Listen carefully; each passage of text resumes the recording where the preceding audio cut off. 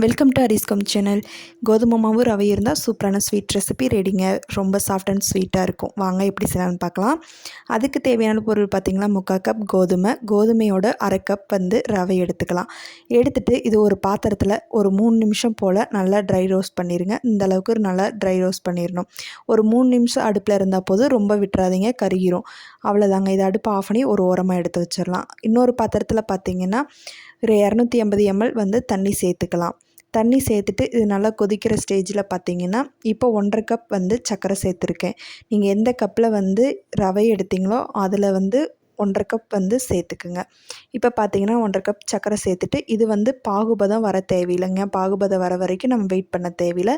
இது லைட்டாக கலந்து விட்டுட்டு பபிள்ஸ் ஆட்டாக வரும் இல்லையா, பபிள்ஸ் வரப்போ நம்ம கரெக்டான பக்குவம் தான். இப்போ பாருங்கள், பபிள்ஸ் இந்த அளவுக்கு வருது. இப்போ நம்ம வறுத்து வச்சுருக்க கோதுமை மாவையும் ரவையும் நம்ம ஒன்றோட சேர்த்துடலாம்.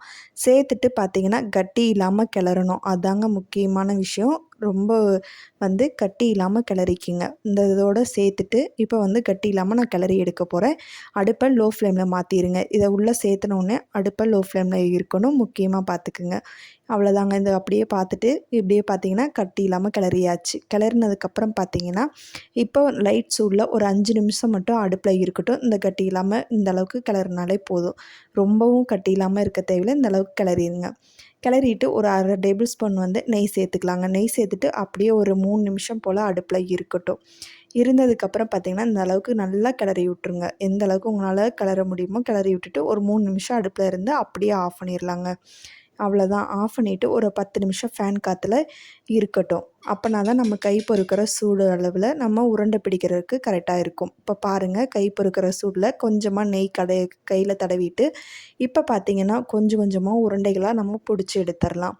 கொஞ்சம் உங்களுக்கு பிடிக்கிற மாதிரி தான் இருக்கும். அதுக்கு நெய் தடவிக்கிங்க. இப்படி எல்லா உருண்டைகளையும் குட்டி குட்டி உருண்டைகளாக நம்ம உருட்டி எடுத்துகிட்டு இட்லி தட்டில் வச்சிடலாங்க. வச்சுட்டு ஒரு 10லேருந்து ஒரு 15 நிமிஷம் போல் ஆவியில் வேக வச்சு எடுத்துடலாம். பாருங்கள், உங்களுக்கே தெரியும். ஆவியில் வேக வச்சு ஒரு 10 நிமிஷம் 15 நிமிஷம் கழிச்சு பார்க்குறப்ப பார்த்திங்கன்னா எவ்வளோ சாஃப்ட் அண்ட் ஸ்வீட்டாக வந்திருக்குன்னு பாருங்கள். இந்த ஸ்வீட்டு உண்மையாலுமே சாப்பிட்றதுக்கு அவ்வளோ சாஃப்டாகவும் இருக்கும்.